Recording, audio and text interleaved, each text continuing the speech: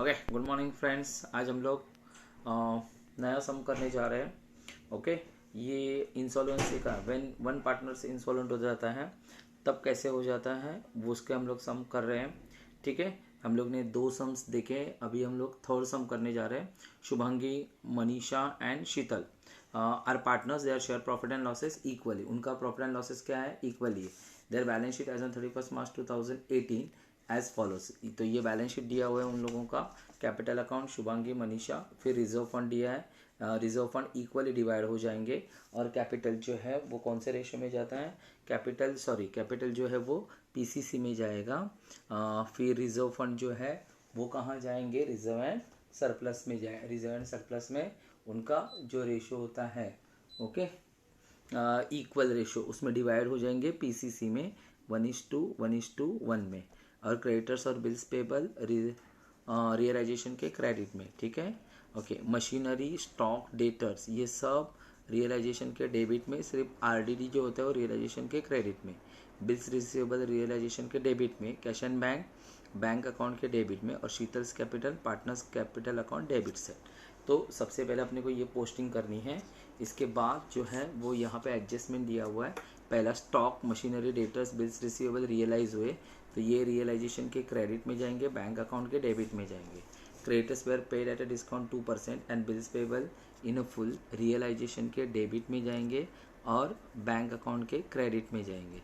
Realisation expenses same, realisation के debit में और बैंक अकाउंट के क्रेडिट में। शीतल वॉज डिक्लेयर इंसॉल्वेंट, तो शीतल इंसॉल्वेंट है और 50 पैसा in rupee could be recover from private state. जब ये लास्ट में मैं आपको समझाता हूँ ये कैसे करना है। ठीक है, ओके। तो हम लोग सम्स चालू करना मतलब सॉल्व करना शुरू कर देते हैं। सबसे पहले मैं पोस्टिंग करता हूँ। मैंने यहाँ पे सब बना के ले लिया है, आप देख रहे हो रियलाइजेशन अकाउंट। तो सबसे पहले रियलाइजेशन अकाउंट के डेबिट में अपने को पोस्टिंग करना है। यहाँ पे अपने को लिखना है टू सैंड्री असेट्स। सैंड्री असेट्स, अभी जितने भी असेट्स हैं, जैसे वहाँ पे असेट्स दिया है मशीनरी 62,500। उसके बाद दिया है स्टॉक, सॉरी,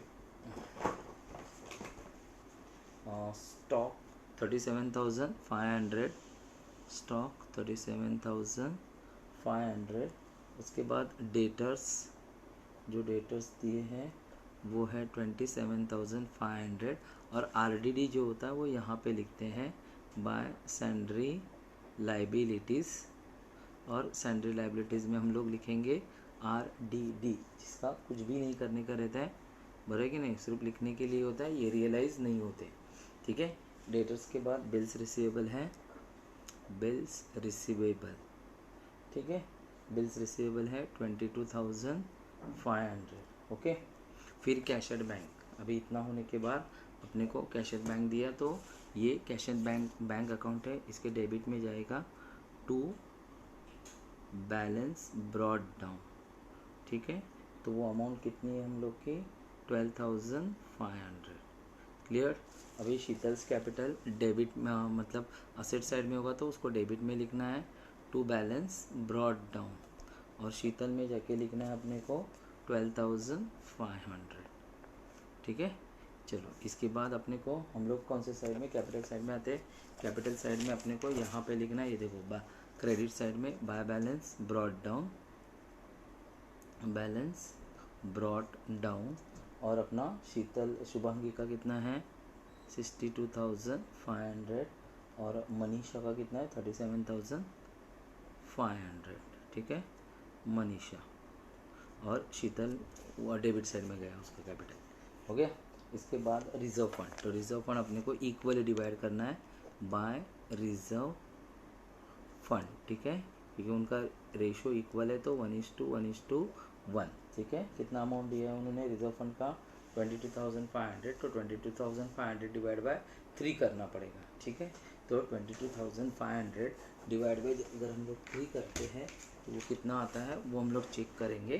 ठीक है, 22,500 डिवाइड बाय 3 तो 7,500। तो यहाँ पे मैं लिखूँगा 7,500, 7,500 और 7,500। ठीक है, इसके बाद क्रेडिटर्स और बिल्स पेबल जो यहाँ पे जाएगा। आरडीडी के नीचे क्रेडिटर्स, बराबर है, अपना जो क्रेडिटर्स है वो 37,500 है और बिल्स पेबल जो है वो है 12,500। क्लियर। अब अपने को टोटल करना है, ठीक है। तो देखते हैं 62,500 प्लस 37,500 प्लस 27,500 प्लस 22,500, तो वो आता है 1,50,000। यहाँ पे इसकी टोटल आती है 1,50,000। फिर 2,500 प्लस 37,500 प्लस 12,500, तो ये आ जाती है 52,500। ओके, तो ये हम लोग ने टोटल कर दिया, सब पोस्टिंग हो गई। मैंने सारी की सारी पोस्टिंग जो करनी थी वो मैंने कर दिया है पोस्टिंग, ठीक है। अब मेरे को क्या करना है, एडजस्टमेंट करना है। सबसे पहले रियलाइज देखते हैं, असेट्स रियलाइज हुए तो हम लोग यहाँ पे क्या लिखेंगे, टू बैंक अकाउंट, बराबर है। असेट्स हमारे रियलाइज हुए, कौन से असेट्स रियलाइज हुए, तो स्टॉक रियलाइज हुआ 31,250 में, ठीक है। उसके बाद मशीनरी रियलाइज हुई, ये रियलाइज हुई मतलब इसको हम लोग ने बेच दिया, बराबर नहीं, 37,500 में रियलाइज़ किया। फिर डेटर्स रियलाइज़ हुए, तो हमारे जो डेटर्स है वो कितने हैं, 21,250। फिर बिल्स रिसीवेबल रियलाइज़ हुए, तो हमारे बिल्स रिसीवेबल कितने हैं, तो 18,000, बराबर है। तो इस तरह इसकी सबकी टोटल करेंगे, ठीक है। तो 31,250 प्लस 37,500 प्लस 21,250 प्लस 18,000, ओके। तो वो आ गया अपना 1,08,000, 1,08,000। क्लियर। अब इसको हम लोग का ये फर्स्ट इफेक्ट है। सेकेंड इफेक्ट जाता है बैंक अकाउंट के डेबिट में टू रियलाइजेशन अकाउंट,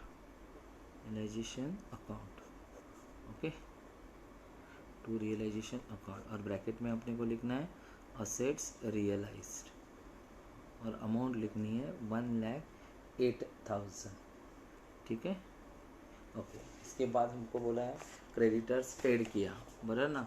बस रियलाइजेशन के डेबिट साइड में आना है आपको, और यहाँ पे आपको लिखना है टू बैंक अकाउंट, मतलब हम लोग पैसे दे रहे हैं, किसको किसको पैसे दे रहे हैं, क्रेडिटर्स को, पर कैसे दे रहे हैं, 2% डिस्काउंट, बराबर कि नहीं, ओके, एट ए डिस्काउंट। अभी इसका मतलब देखो, क्रेडिटर्स 37,500 है, तो यहाँ पे मैं आपको वर्किंग नोट करके दिखा रहा हूँ। Working note number 1, calculation of amount payable to creditors, बराबर है। तो आपका क्रेडिटर्स का जो अमाउंट है वो कितना है, क्रेडिटर्स का अमाउंट है मेरा क्रेडिटर्स का जो अमाउंट है वो 37,500। फिर इसके ऊपर 2% डिस्काउंट मिल रहा है मुझे, ठीक है। तो 37,000 के ऊपर मुझे 2% निकालना है, ओके। तो 500 के ऊपर 2%, तो वो आ रहे हैं 750, ठीक है। तो वो मुझे माइनस करना है, उतना पैसा मुझे देना है। 37,500 माइनस 750, तो वो आ रहा है 36,750, नेट पेएबल अमाउंट, बराबर है। फिर मैं यहाँ पे जाके 36,750 लिखूँगा। क्लियर। बिल्स पेएबल हम लोगों ने फुल पे किया, तो मेरा बिल्स पेएबल कितना है 12,500 प्लस रियलाइजेशन एक्सपेंसेस भी है, तो रियलाइजेशन एक्सपेंसेस मेरा है 6,250। तो इस तरह ये 3 अमाउंट हम लोग ने पेड किया, ओके। तो मेरा टोटल अमाउंट कितना हो गया 55,500, ये इसका एक इफेक्ट हुआ। अब इसका सेकेंड इफेक्ट कहाँ आएगा, बैंक अकाउंट के क्रेडिट में क्या लिखेंगे हम लोग, बाय रियलाइजेशन अकाउंट, ठीक है। और ब्रैकेट में क्या लिखेंगे, लायबिलिटीज पेड, कितना 55,500, ओके। पेन गया काम से, तो उसको निकाल देते हैं और नया पेन ले लेते हैं, ठीक है। 55,500, ओके, चलो हो गया। अब हम लोग आगे जाते हैं ये अपना असेट्स खत्म हो गया। अभी शीतल इंसॉल्वेंट हो गई। शीतल इंसॉल्वेंट हो गई, वो जो प्रोसेस होती है वो अभी नहीं हो सकती है, वो पहले आपको इसके पहले रियलाइजेशन अकाउंट को क्या करना पड़ेगा, क्लोज करना पड़ेगा। ठीक है, तो मैं पहले रियलाइजेशन अकाउंट को क्लोज कर देता हूँ।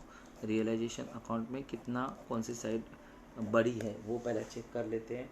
मेरे ख्याल से तो डेबिट साइड बड़ी लग रही है मुझे, 1,50,000 प्लस 55,500, तो 2,05,500 आ रहा है, 2,05,500। अभी 2,05,500 में से मुझे ये दो अमाउंट माइनस करनी है, बराबर है। ओके, 52,500 माइनस 1,08,000, तो वो आ रहा है 45,000। मतलब मेरा लॉस जो है वो 45,000। तो यहाँ पे हम लोग लिखेंगे by realisation loss transfer to partners capital account, ठीक है। ओके, तो कौन कौन है, 3 जन, शुभांगी, उसके बाद मनीषा और शीतल। ठीक है, अमाउंट कितना है मेरा, 45,000 इक्वल है, मतलब 15,000 और 15,000 क्लियर है। अब इसके बाद मुझे इसको कहाँ लिखना है, पार्टनर्स कैपिटल अकाउंट के डेबिट में, टू रियलाइजेशन अकाउंट, बराबर है। ये लॉस है मेरा, कितना है, 15,000 और 15,000 क्लियर। अब ये क्लोज होगा तो सबसे पहले शीतल इंसॉल्वेंट हो गई, तो उसको क्लोज करना है, मतलब 15,000 प्लस 12,500, तो वो आ रहा है 27,500 क्लियर। अब हम लोग यहाँ पे लिखेंगे 27,500। अभी 27,500 में से 7,500 चले गए तो 20,000 आ गए। अभी देखो उन्होंने क्या बोला, 50% शीतल लेके आई, उसकी डेफिशिएशन कितनी है, शीतल्स डेफिशिएंसी मैं यहाँ पे वर्किंग नोट में आपको करके दिखा रहा हूँ। देखो working note number 2, Sheetal's deficiency मतलब उसकी डेफिशिएंसी है 20,000, बराबर ना। वो 20,000 में से लेस 50% रिकवर्ड, मतलब हम लोग ने उसके जो स्टेट है वहाँ से 50%, तो 20,000 का 50% कितना हो गया, 50% रिकवर्ड हुआ, बराबर है, सॉरी। तो 10,000 जो है वो लाइबिलिटी बची उसकी। ठीक है, तो यहाँ पे हम लोग जाके क्या लिखेंगे, यहाँ पे लिखेंगे बाय बैंक अकाउंट, उसके अकाउंट में से 10,000 हम लोगों को मिल गए, और इसका सेकेंड इफेक्ट आएगा बैंक अकाउंट के डेबिट में, टू शीतल्स कैपिटल अकाउंट, और यहाँ पे हम लोग लिखेंगे 10,000। ठीक है, अब 10,000 कौन लेके आएगा, ये शुभांगी और मनीषा।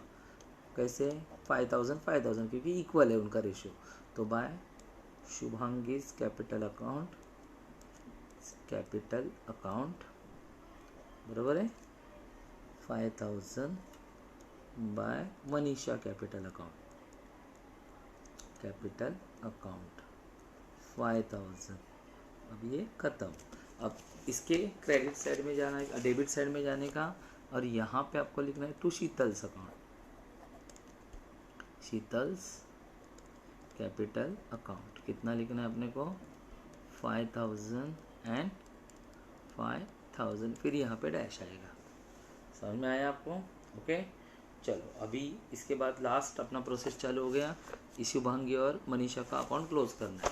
अब यहाँ पे मुझे इनकी जो डेबिट साइड है वो, सॉरी क्रेडिट साइड है वो दिख रही है बड़ी। ठीक है, तो क्रेडिट साइड कितना आ रहा है, देखो ये 62,500 प्लस 7,500, तो ये इसकी टोटल आ रही है मेरी 70,000। ठीक है, और इसकी टोटल आ रही है मेरी 45,000। फिर मैं ये 70,000 और 45,000 यहाँ पे लिखूँगा, और जो ऊपर वाली अमाउंट है माइनस कर दूँगा, बराबर है। 70,000 में से 20,000 गए तो कितने बचे, 50,000 है ना, और 45 में से 20,000 गए तो कितने बचे, 25, तो कितने, सॉरी 55 में 45 में से 20 गए तो कितने बचे, 25,000। ओके, यहाँ पे कुछ नहीं। फिर ये टू बैंक अकाउंट, ठीक है, बैलेंसिंग फिगर, इतना पैसा हम लोगों को रिटर्न मिलेगा। यहाँ पे जाना है फिर बैंक अकाउंट में, और यहाँ पे लिखना है बाय पार्टनर्स कैपिटल अकाउंट, बराबर है। कौन, शुभांगी और मनीषा, तो आपको मनीषा को मिलेगा 25,000 और शुभांगी को कितना मिलेगा, 50,000, करेक्ट है, 50,000। तो आपको टोटल कितना हो गया, 75,000। अब मुझे टोटल करनी है यहाँ पे, ठीक है। तो कितना आ रहा है देखते हैं हम लोग, 12,500 प्लस 1,08,000 प्लस 10,000, तो 1,30,500। अगर मेरी टोटल यहाँ पे भी सेम आ जाती है तो इट इज़ राइट, मेरा सम जो है वो राइट है, टोटली बराबर है। 55,500 प्लस 75,000, तो 1,30,500। जब कोई पार्टनर इंसॉल्वेंट होता है तो अपने को इस तरह का सम करना पड़ता है, ठीक है। तो ये question number 3, insolvency, one partner जब इंसॉल्वेंट होता है तो कैसे करते हैं, इसके मैंने 3 सम अभी तक आपको सॉल्व करके दिखाया है, ठीक है। ओके।